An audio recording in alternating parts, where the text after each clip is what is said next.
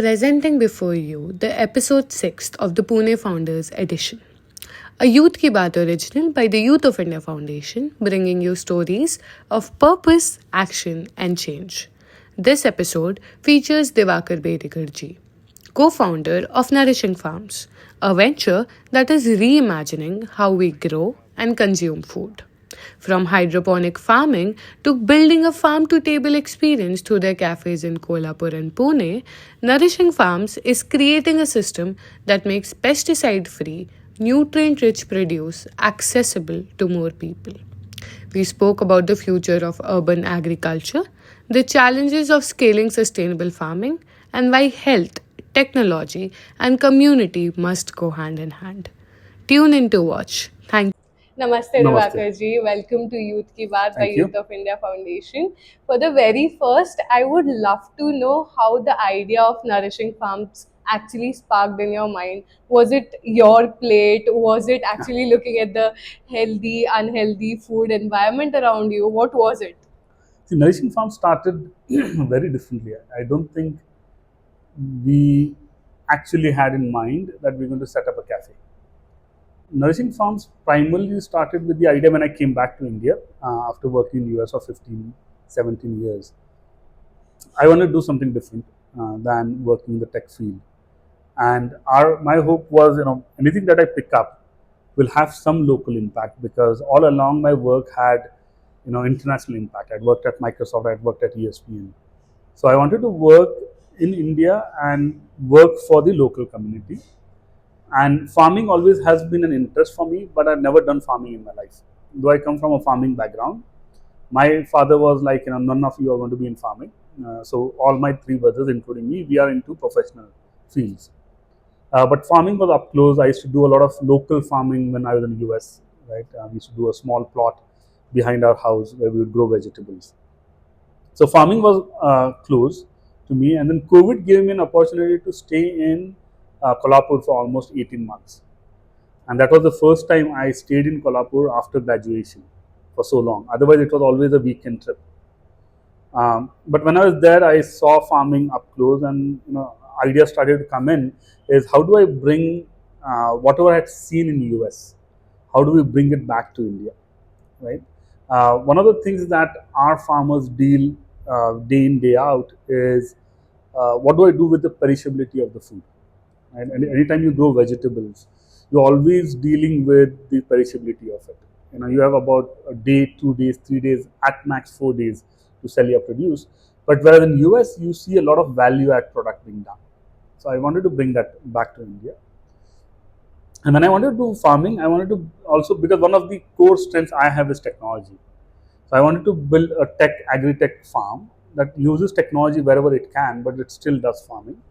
And I'd seen hydroponic farming up close in US, where we all dealing with weather conditions, where weather conditions are changing so often. Like this May, I don't think we ever had so much rain in Maharashtra in May, right?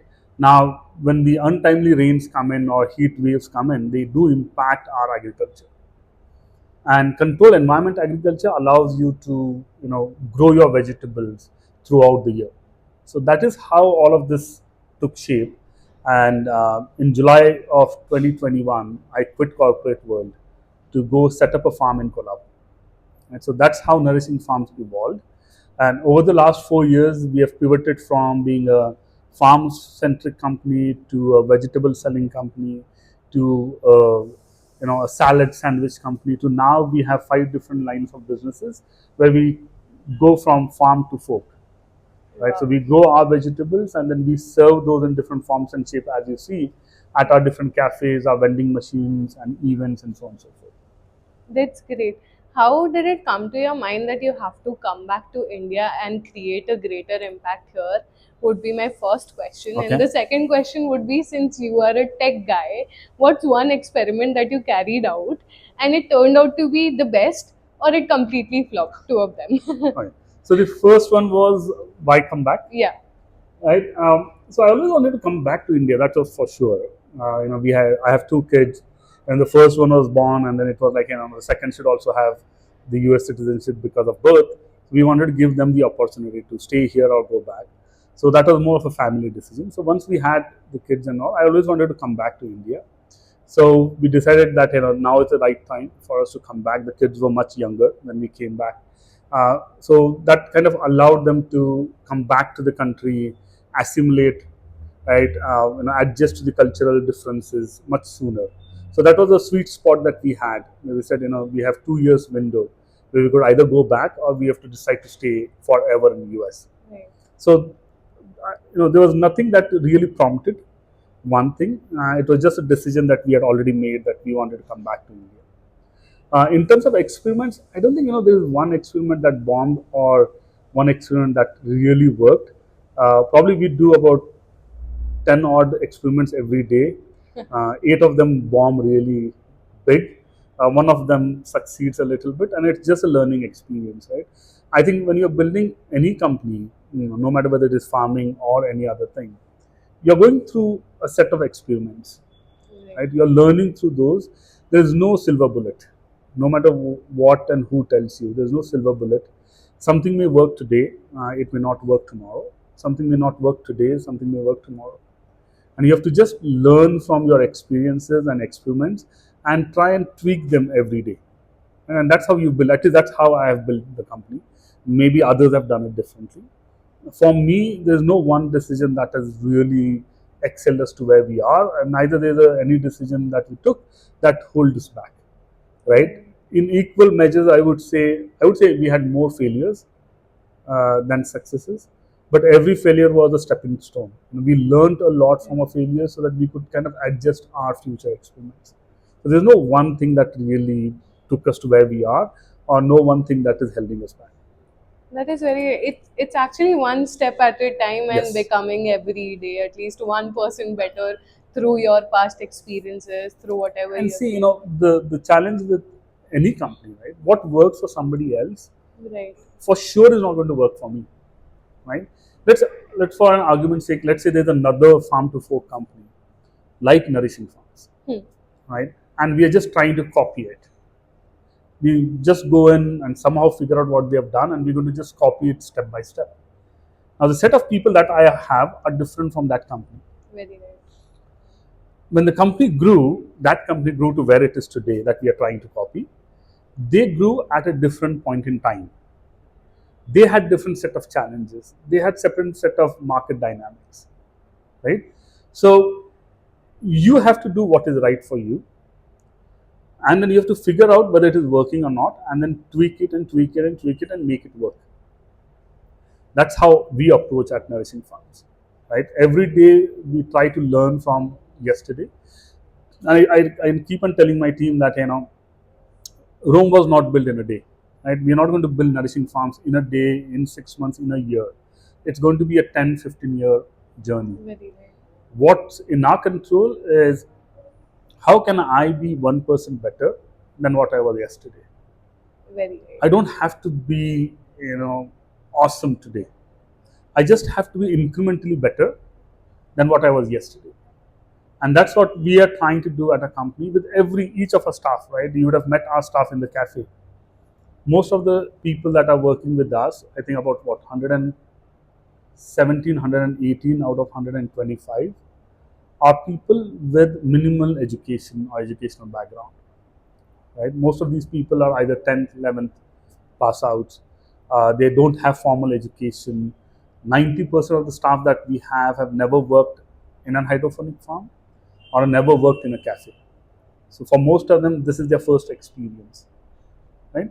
So it's all about working with them, helping them understand the job, giving them the confidence that they can do the job better, and kind of working with alongside them to build the company, right? So our first 6 employees that we hired, who had zero cooking experience, had never worked for in their life ever, are two of them are managers today. Wow. 3 of them are cafe leads, and one is a logistic and maintenance lead. Now, all these 6 people came with no experience at all. We were able to coach them, mentor them, guide them, and help them kind of grow through the company. Right? So that's how we do it. That's great. That speaks volume about how you are actually shaping not just the business but the people Yeah. that you're working with. What are the main challenges that you face in the initial stage? There must be some challenges, of course, wouldn't term it as challenges, but there might be some ups and downs with teaching people for the first time whatever is happening in a company.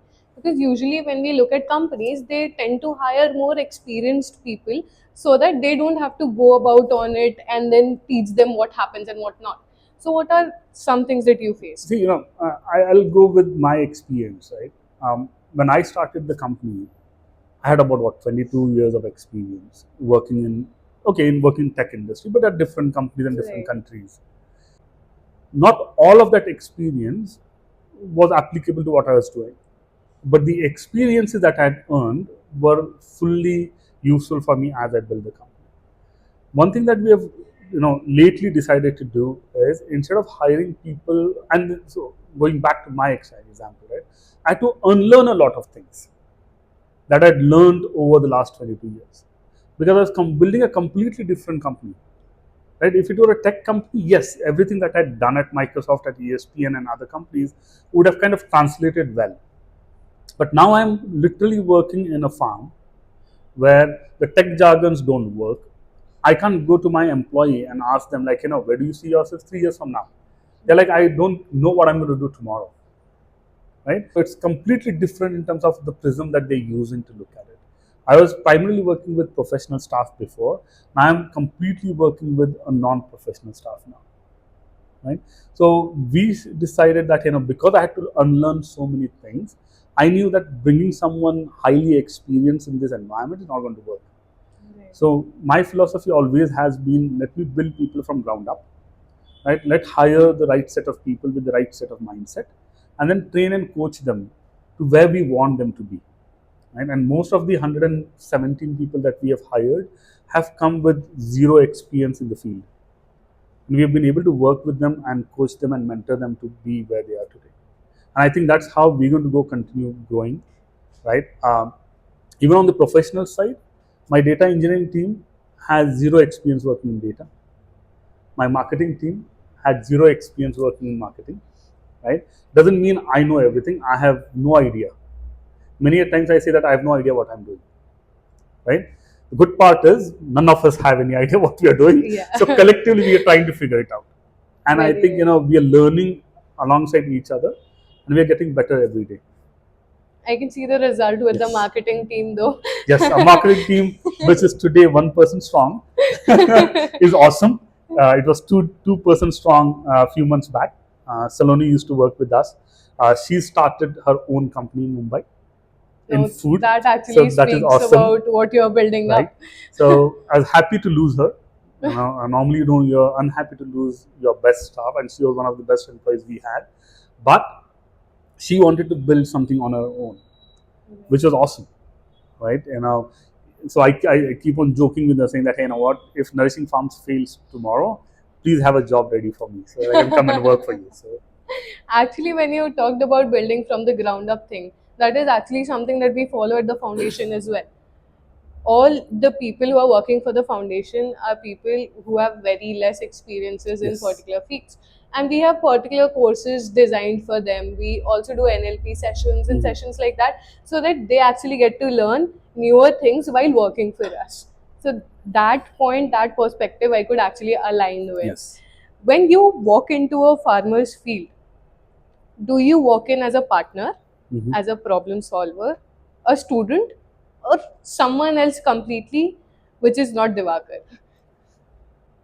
For sure, it's not Diwakar, because Diwakar has no idea of what farming is, right? I'm also learning, right? So it's not about teaching the farmers what to do. Right. I think they know what they're doing. I think it's more about hand holding them and giving them the confidence that if they do their job better in terms of growing the best vegetables, we will take care of the marketing. We will ensure that they get the best rate for their vegetables. So it's, yes, it's more about a partnership where, and then yes, there's a little bit of teaching involved because they've been doing farming traditionally.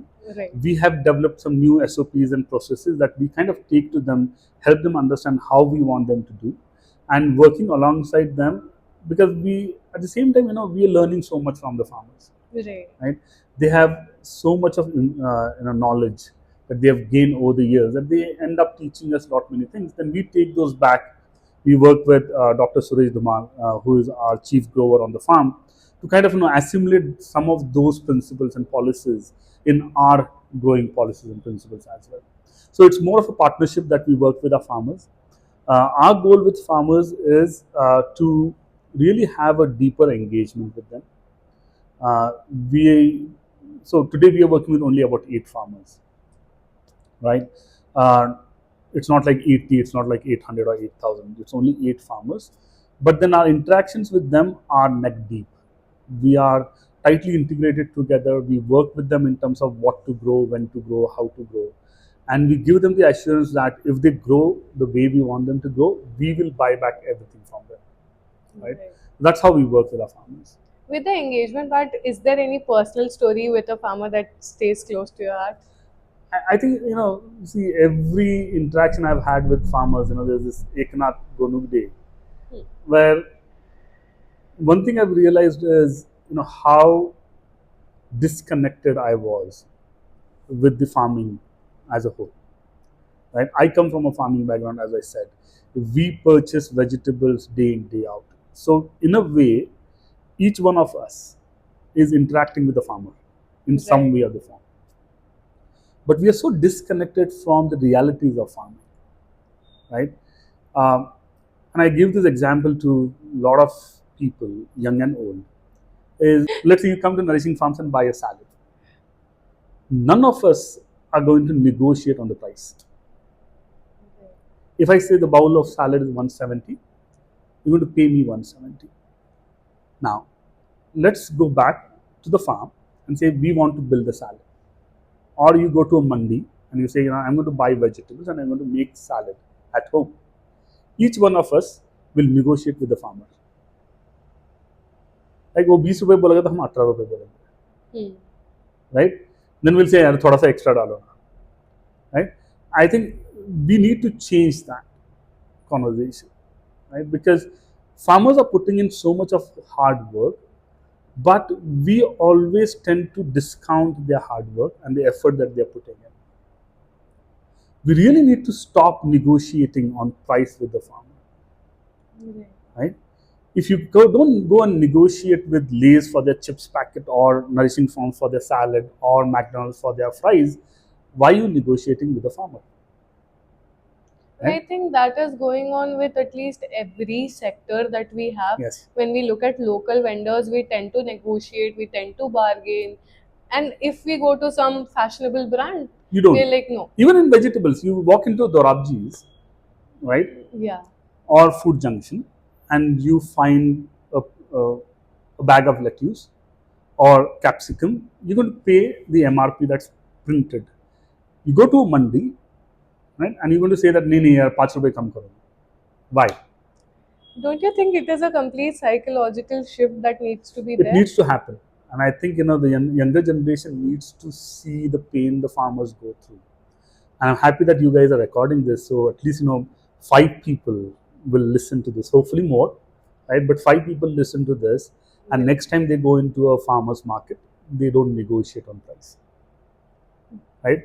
Food is the most important thing that goes inside our bodies, Right. right?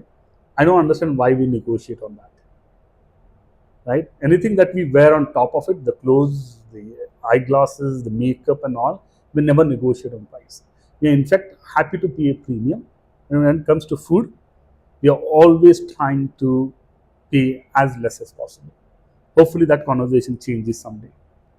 Do you think the younger generation is actually connected to farms, connected to the entire ecosystem like that? I don't know. I doubt that, because one of the challenges that we are trying to solve at the farming level is even the 8 farmers that we have, their sons and daughters don't want to work in the farm.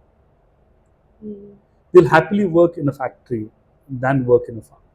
Right? So I think we need to change that conversation a little bit, right? I think it's going to take a long time to make farming sexy again as a job, as an industry, right? The more value adds we do, it's going to get better. and the more education we impart to our students and our younger generation, that you know tomorrow you're going to get, with technology we're going to see a lot of different things come in, but food is going to remain food. Right? We're going to need food today, we're going to need food 100 years from now. Right. Right? There are 4 people recording this, maybe in another 10 years there's an AI bot that is recording this, but food is going to be required today, 10 years from now, 100 years from now. What are the harsh realities of F&B industries? Any two? Probably 200. Right?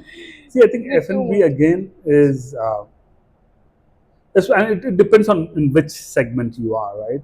In our segment, right, because our vision is to serve fresh and healthy food.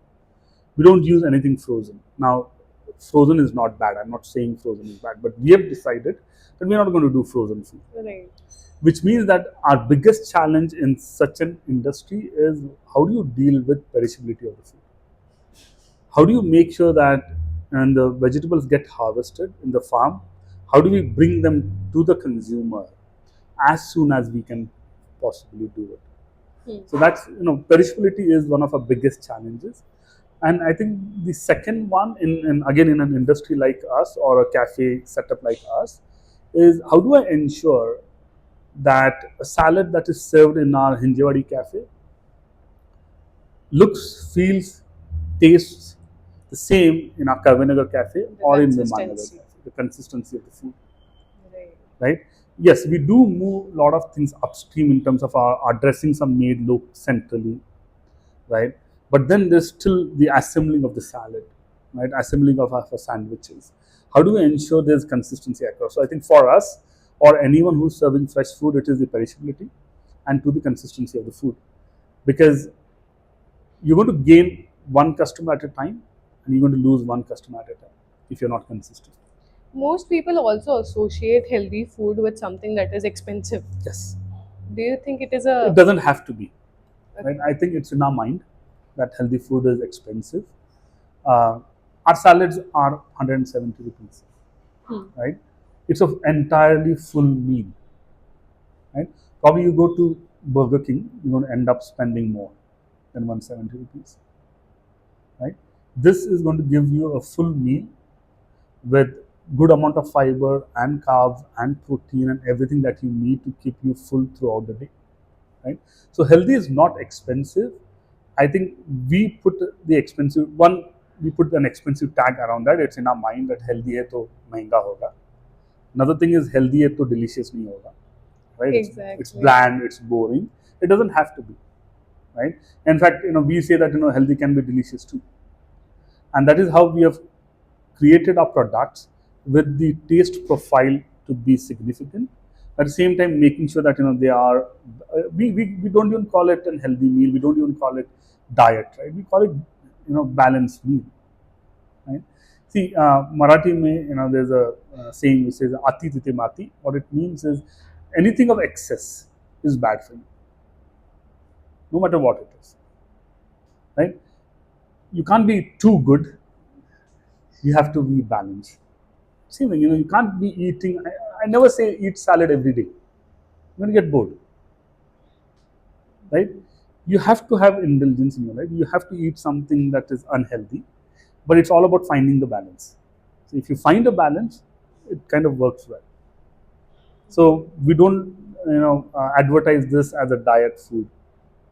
We say we provide a healthy balance in your life, where eating these 3-4 days a week allows you to have a weekend. Right? Go and enjoy your weekend. Don't worry about it. Right? You feel like eating a piece of cake, go have a piece of cake. To have a beer over the weekend, go have a beer over the weekend. Then come back and balance it out. That's what we're trying to do. Talking about balance as well, what are the things that young people, this generation, should balance when they're looking at an entrepreneurial space, when they're wanting to start their own businesses? What are the 3 things that they should balance out? First, get off digital. Kill your Instagram. Right? You can't, because that's where you're going to build the business as well. But I think I keep on telling my daughter, right? Uh, she's now she's turning 16 2 days from now. Well, she has been behaving like a 16-year-old for the last 3 years. That's a different story. But she's going to be 16 2 days from now. But in her mind, she is hooked onto Instagram and all of these things. I tell her that, hey, it's fine. You have to see that. But then always remember, when you're looking at Instagram, you're looking at someone else doing something. The FOMO. It's not you doing. The FOMO. And the FOMO. Right. So usually we see our friends put pictures. What has happened is each of them have put picture once in 3 months. But today I am seeing 5 of my friends put pictures. Tomorrow I'm going to see another 5. I'm like, everyone is enjoying. Well, they enjoyed once in 3 months and they put a picture. It's just that you saw it. The outer layer of it. Right? So I think one is finding balance in watching what other people are doing and then deciding what you want to do. I was telling my daughter yesterday, I don't mind you creating a reel.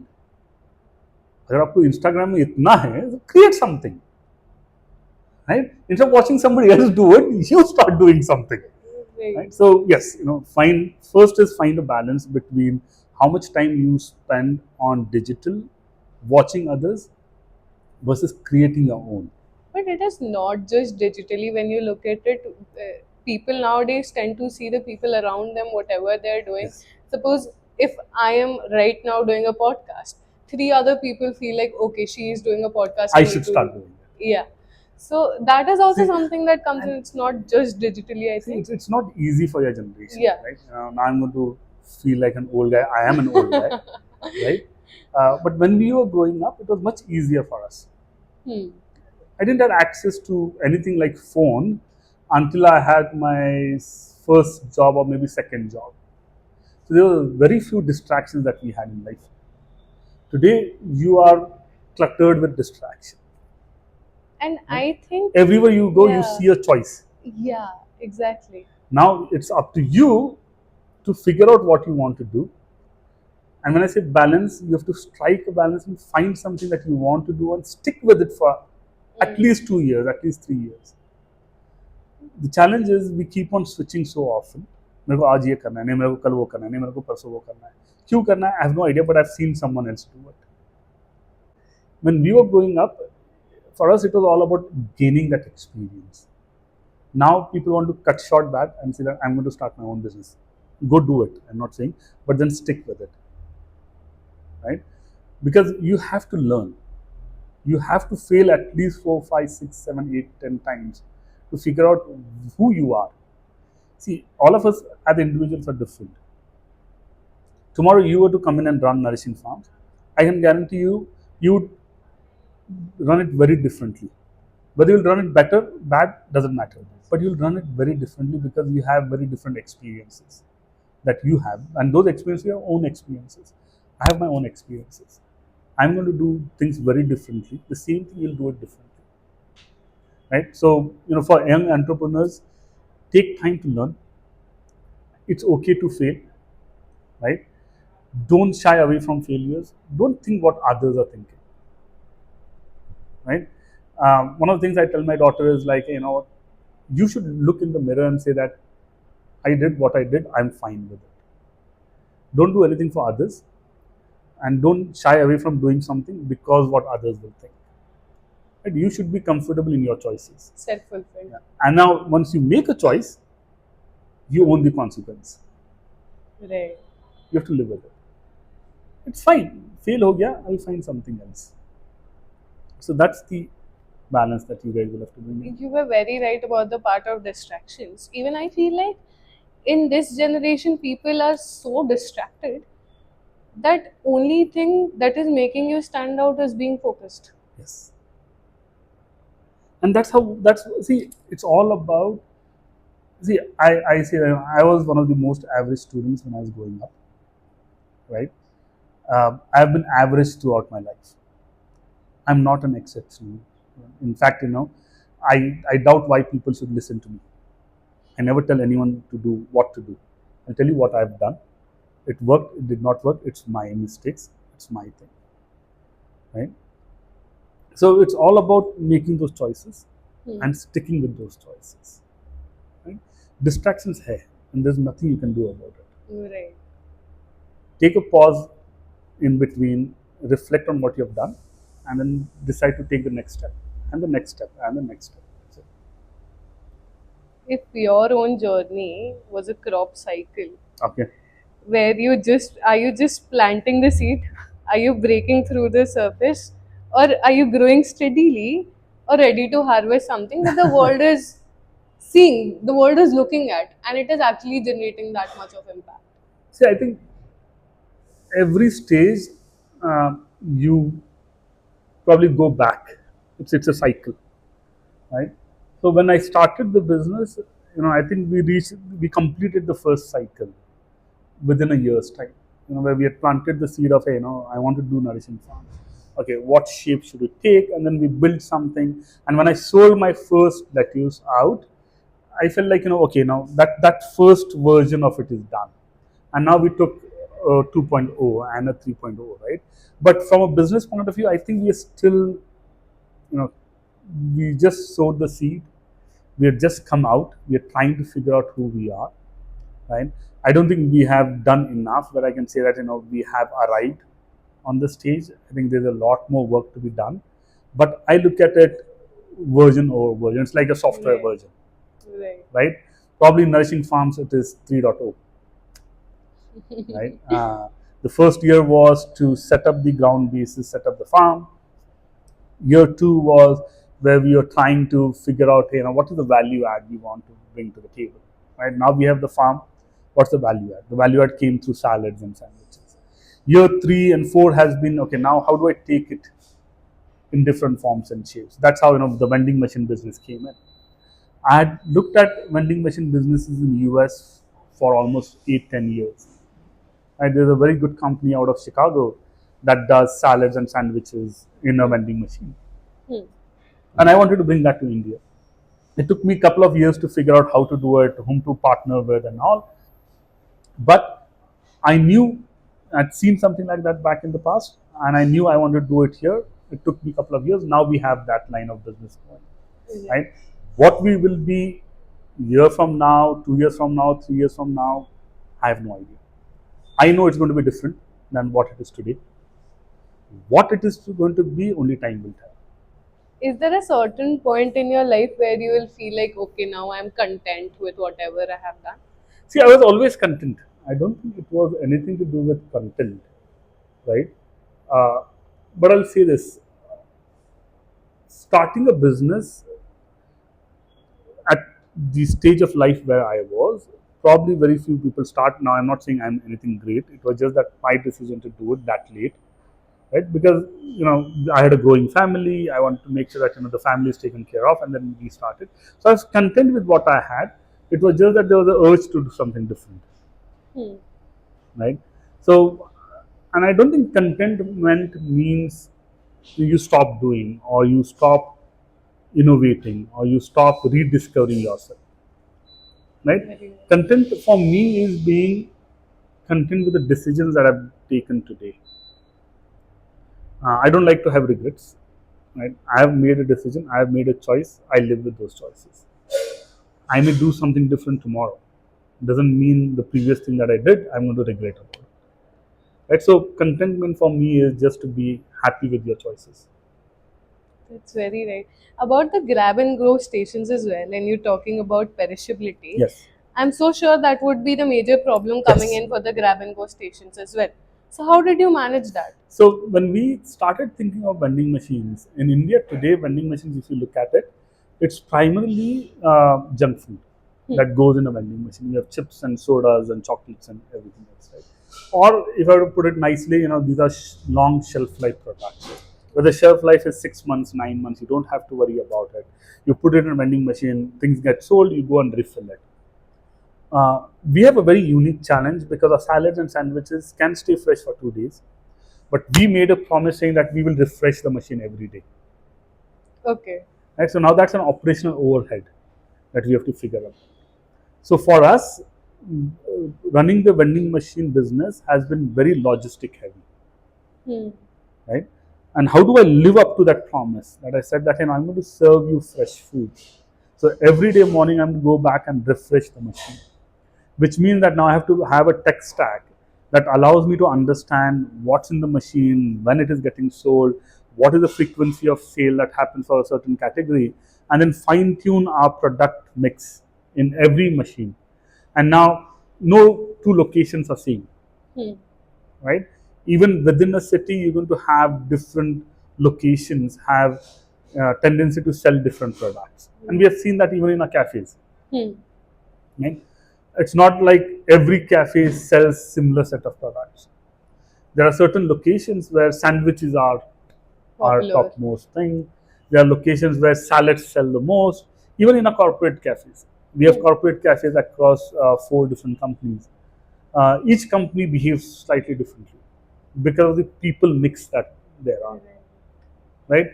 Age matters, your affluency matters. There's a lot of things that matter in what gets sold. So, for us, the biggest challenge running vending machine business or grab and go machine business is logistics and ensuring that our consumers get fresh food. And how is the food waste the thing done? So today, the food. So good part with our grab and go thing is all of the food that is left that we have removed comes back to our central kitchen, and that is where our central kitchen, our store and office is. So my lunch every day is basically food that came back from the grab and go. So is most of our staff. Though some of them don't like Tanushree here. Right? So we know it's good, we know it's fresh, right? And that's my lunch every day. Every day my lunch is stuff that came back from the vending machine. One, it does two things. One, it reduces waste, Yeah. right? Two, Ensures healthy food for you. yes. And three, ensures that we are sticking to our promise that hey, our food will stay fresh for 2 days because we are testing it every next By day. your own self. Let's say, if you could sit across the 10-year-old Diwakar, suppose I am Okay. the 10-year-old Diwakar, what are the things you would warn me about? What are the things you would tell me that, okay, you can do this better? You have to keep in mind these all things. Or are there no regrets at all? I don't think I'll tell anything to my 10-year-old self because the life that he or she is going to live is going to be very different than what I live. The environment was very different. The time that I grew up was very different. So it's not going to literally matter. But what I would tell myself 10-year-old is just live the life, get as many experiences as possible, and be ready to learn from the experiences. Right? Failure, one thing for certain is you're going to fail. Success is not guaranteed. Failure is guaranteed. No matter what you do. Right? There's no single person, right from Elon Musk, who I consider one of the geniuses, right, to me, who is an average person. Everyone in between, including both of us, have failed. So failure is permanent. Failure is going to happen. It is, can you live with the failure? Well, when can you live with the failure? If you have given everything that you have. So I would tell him that put in everything that you have in what you're doing. Outcome is outcome. If it fails, you have learned enough. If you succeed, nothing like it. So that's what I would tell. Do you believe in luck? Yes. But so I had this professor named Sanjeev Magdum when we were studying engineering. And we would call him Sam. And there's something happening, and someone said that no, he or she was lucky. And he said, what is the definition of luck? And that has stayed with me throughout last 25, 30 years. And the definition that he gave for luck is it's an intersection between our awareness and the opportunities passing by. Everyone has the same set of opportunities. It is, was I aware enough To take it or to drop take it? it or drop it? Right? Usually we use luck as a way to demean someone, or because we are unhappy that somebody else got it and we didn't get it. Right? For me, and that has stuck with me for the last 30 years. I don't think I've ever called anyone lucky after that. Because if I was not lucky in that context, I was just not aware enough to take that opportunity, and somebody else was aware enough to take the opportunity. So luck, yes, matters, but at the same time, it is, were you aware? It is grab and go. Grab and go. Could not have said it better. So, if you had 100 points to divide between product, marketing, distribution, and ambience of a cafe, how would you divide it? Okay, in the context of the cafe, Yeah. I think it's the product which is 50. Okay. Uh, you can do a lot of marketing and you can get someone in the cafe. There's no guarantee they will come back. What will bring someone back to the cafe is the quality of the food that you serve, right? If they like the food, they will come back. So 50 to 60% is all about having the right product, right? What are the other three things you said? Marketing, distribution, and distribution, ambience. and yes. Now, distribution is very different for different businesses, right? Like in a grab and go, I would say distribution is the king. There's no ambience. There's no one serving food. Consistency here because we are doing it at one places. Having those grab and go stations across the city will increase my revenue, my visibility, right? But in kind of a cafe setup, distribution is not that strong. But if you're building a packaged product, then distribution is the key, right? When it comes to cafes, I think marketing is important because you have to reach as many customers as possible. And it's always going to be a funnel. You're going to reach out to about 10,000 people. 1,000 of them are going to listen to what you have to say. About 50 people will say, okay, let me go give it a try. 10 people are going to come in and eat. And out of those 10, probably 5, you hope that they'll come back. Right? So yes, marketing is important. And how you do marketing, what strategies you use, it depends on, again, the kind of team that you have, your understanding of marketing, which I didn't had when we started. And I've been learning through working with Tanushri, working with Saloni. I've been learning how to do marketing, how to be a better marketer, how to tell our story better, right? And then what makes us different is what we then try to surface it to marketing. So product, marketing, right? Ambience is important. See, ambience is important because it gives you an identity of who you are, right? So ambience is important, but again, it's not that important for me. I think these two things are very important. One is product. I have to have a solid product, and then of course I have to reach enough people so that people can come and try my product. But I think in today's world, ambience and marketing are working very hand in hand. Yes. So if you have a good ambience, if you have good exteriors, good interiors, people will click a picture, post a story right away. How So many how many cafes and pictures and posts do we see today? There's so much of noise, right? Yes, I want to, like, this is a nicer ambience. Not all of our cafes look like this. Yes, we want to get here. it's very pretty. It's going to take us a lot of money to get all our cafes to look like this. But ambience can take you only so far. Yes, again, it may get people in, but they're not going to keep people in. What's going to keep people in is the product, right? Yes, ambience is important. When we market, we do most of our shoots in our Karvinagar cafe or our Hinjewadi cafe because those are one of the better looking cafes, or our Baner cafe, right? The other 3-4 that we have were built like 4 years back. We are now trying to redo those cafes. But yes, as you said, ambience is important from a marketing point of view, right? Right. But product for me is always going to be important. Right. If you had to start nourishing farms from scratch today, what would you have done? The first step. I think, of course, the first step is still going to be starting the farm. But I think 4 years have passed since we started. The market has evolved, the market has changed. Uh, so I don't even know whether I would start nourishing farms today, right? Hopefully, I do. If I were to redo it again, and I think there is a gap in the market for fresh and healthy food, right? A lot of people have asked me a question: was it necessary to set up a farm to run a cafe? It's not. right? Not every other cafe has a farm in the background. Probably we are one of the handful, maybe one of the two or three people who do a farm to fork story. You're actually practicing what you're going to Yes, teach. right. So most of the cafes you don't need a farm at the back end. You can start a cafe tomorrow. But we had made a choice because we wanted to establish ourselves as a farm to fork company.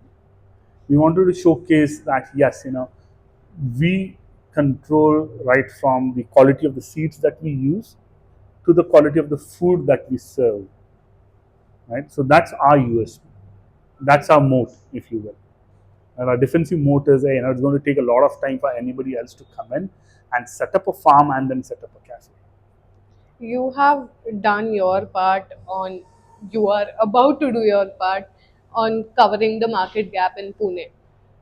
How are you planning to expand to Expand. other cities? So yes, we would love to be in Bombay, we would love to be in Bangalore, but it has its own challenges, with Right. capital and with team and all. So our focus for the rest of the 6 months is to make sure that our processes and systems are in place. We have a solid foundational team, and then probably early next year, we want to expand into tier one cities. But at the same time, we are seeing a lot of demand from tier two cities, Hmm. right? Which is very interesting. And over the last 3 to 6 months, we have been evaluating where we should branch, right? And then we are literally today we are 50-50, right? Because there's enough demand from tier two cities for such a food and such a cafe, and of course, tier one cities have that, right? But tier two cities in India are really growing fast, right? People up there have the visibility now. They want to have access to good food and good options and all. So, it's a toss up between whether we go to tier one cities or we go to tier two cities or we go do both. All the best to you for that. Thank you. Okay. So, in an age where everything is actually built online, how do you see what are the things that are going to be built offline in the next 10 years as well? Farming is something that can never be Never done mind. online. Yes. Right. So, the things that are done offline, what are the main challenges that in the next 10 years people are going to face? I think it's going to be digital first for every business, Right. right? Because that's where the consumers are. Right? I can't just say that I'm never going to be digital. I'm going to be offline entirely. I think every business will be different, and you'll have to find a balance between what works offline versus what works online. Right? So when we wanted to think of cafes, we had also thought about why don't we just do a cloud kitchen and be done Hmm. with it, right? But then we made a conscious decision to say that we want to stay hybrid. We want to give an option to our consumers to come in and experience, right? Because we are building something different, right? We are building a farm to fork company. We wanted people to actually see the ingredients, right? We wanted them to experience what it means to eat fresh Hmm. from the farm. And going online kind of disconnects the consumer from the story. So we said we want to build an offline online model, right? But I think you can't fight. You have to go with the wave. Digital is here to stay.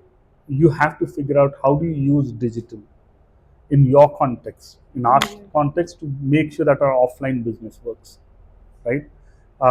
Like if you look at everything that we've done is offline, right? Farming is offline. Our vending machines, people have to go to the vending machine and get food. People have to order it. There's always an interaction with the physical world, but then use technology to make it easier for them to access it. Use technology and digital to spread the story, spread the awareness around it, and then yes, the food is going to remain physical. Do you think people have become convenience first? Yes, and again, you see, quick commerce has grown. People don't want to step out and go to a kirana store or order Do you think something. we needed quick commerce? At my age, I don't think so. I would rather go to a market and buy something, Do you think right? it is making people lazy? I hope not. I hope the time that we are saving by Hmm. not stepping out to a store we're utilizing it in a better way than just sitting on our ass, sorry, and watch TV or watch mobile or do something, right? I think, see, disruptions will happen, right? When computers came in 1980s or whatever when it came in, people said the same thing. Quick commerce is coming in, digital first is coming in. People will say the same thing. People adopt. That is one good thing about human race is we adapt to what is happening, right? And this is what it is, right? As an entrepreneur, as a human being, as a student, you have to figure out how do you adapt to what is happening around you. So I don't think there's anything good or bad about it. It is convenience is prime. It saves time. I don't think it saves money because some way or the other you're paying for it. Yes, some way or the other you're paying for it. Someone is paying for it. Right. Maybe you're not paying it. The company who is running the quick commerce is burning money to make it happen. Eventually, they're going to come back and they're going to have handling charges and packaging charges and this charges and that charges. So you're going to end up paying for it. I think adaptation is also very important when you see it in an entrepreneur's life, Yes. and how dynamic that one should be in order to actually adapt to the changes in their own businesses as well. What has been the changes that has come to you in the last 4 years, and how have you adapted to it? I think everything has been new to me because until now I was working in uh, a safe environment. Yes, I was running an engineering organization, I was running a team, but it was still in a safe environment. When you step out, it now you're responsible for everything, right? But the last 4 years, 5 years, the changes that we have seen, they're not only limited to entrepreneurship, right? Even as a student, right?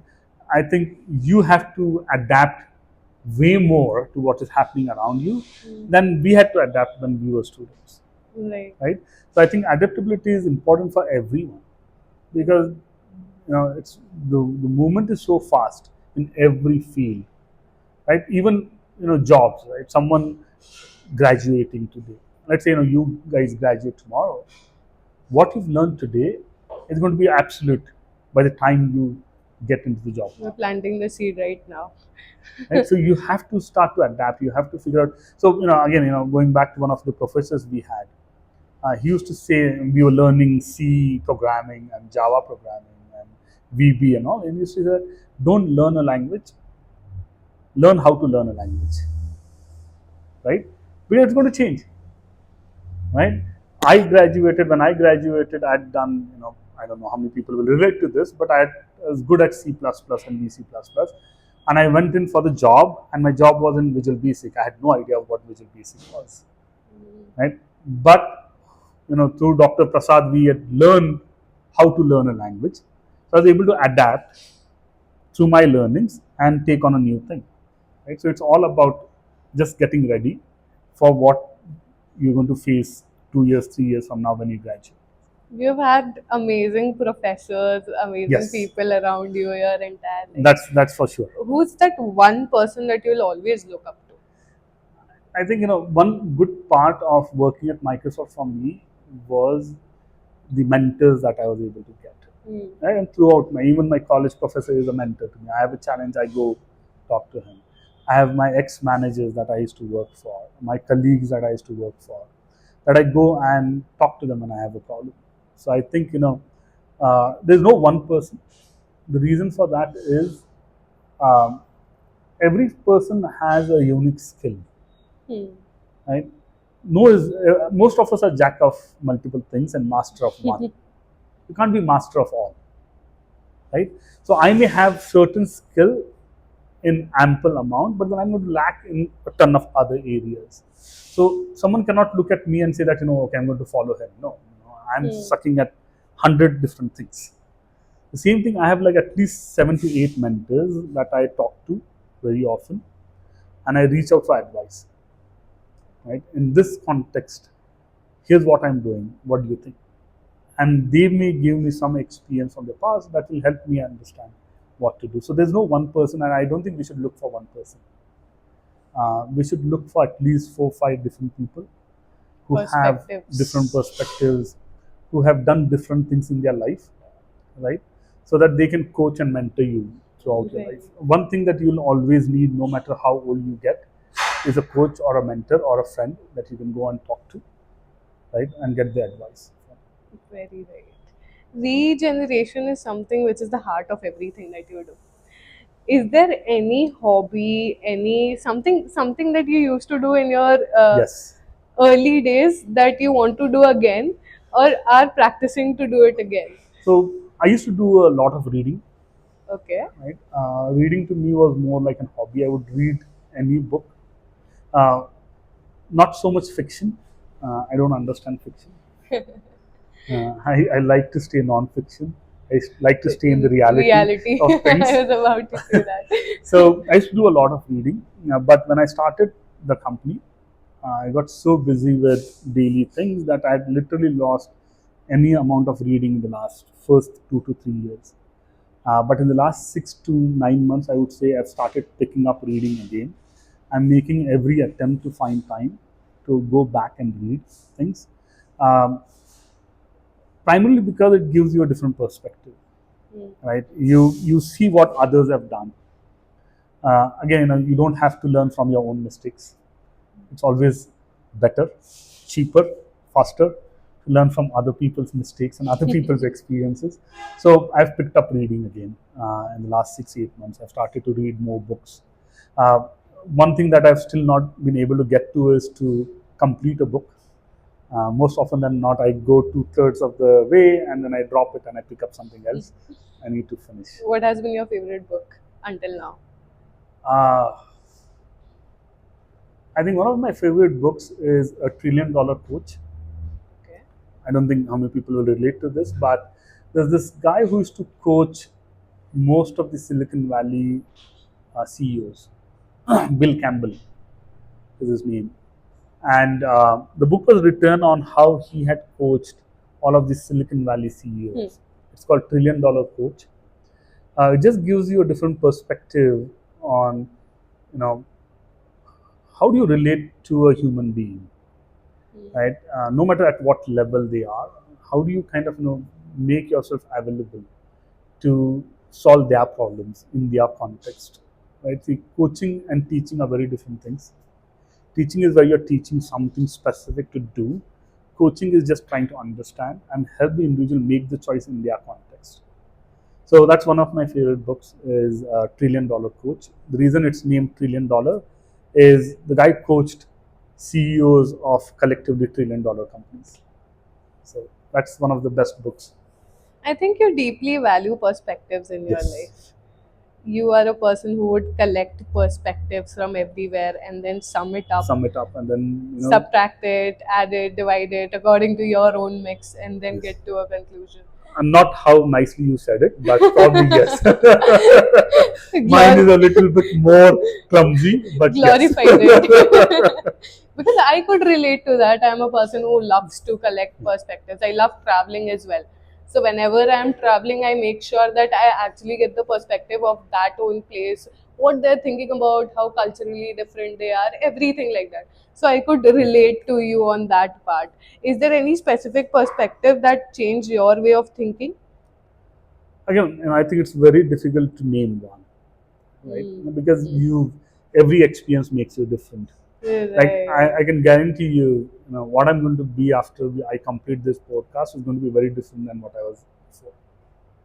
And because I would have learned how to speak, right? I would have learned how to interact. I would have learned few things that I'll not do in the next one. So it's just this collection of small things that you pick up that change your perspective to how you look at your life.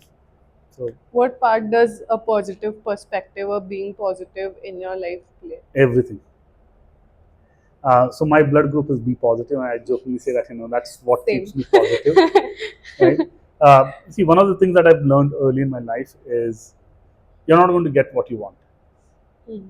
right? Life is going to be full of disappointments. You have to just be positive about it.